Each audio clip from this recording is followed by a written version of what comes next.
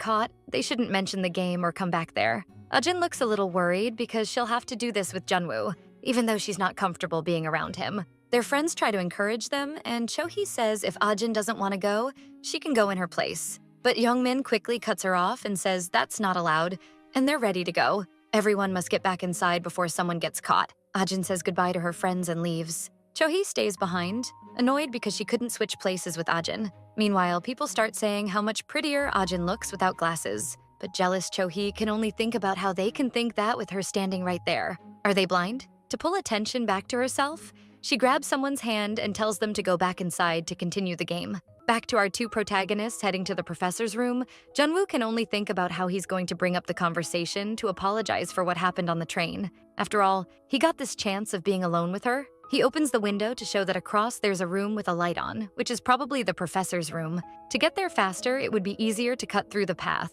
Ajin can barely pay attention because the only thing she can think about is wanting to leave, because she's completely uncomfortable and it's cold. She says they should go down and cut through the garden. But before she can start walking, Junwoo calls her. He starts talking about what happened on the train. But before he can finish the sentence, a hall monitor shows up asking who's there. Before the monitor can catch them, Junwoo grabs Ajin's hand and they start running. Quickly, they slip into a room and hide behind a wall while the monitor notices the open window and closes it. The two stay still, not making a sound, barely breathing to avoid getting caught, but they stay holding hands. Junwoo is the first to break the silence, asking, "Do you think the professor already left?" And that's when Ajin realizes they're holding hands and quickly pulls hers away. Cue the usual awkward atmosphere, and he apologizes. But the monitor hears them talking and comes running back to check. Ajin starts getting nervous because if they get caught, they'll probably lose points at school. So Junwoo decides to stand up and tells her to stay there. She asks what he's going to do,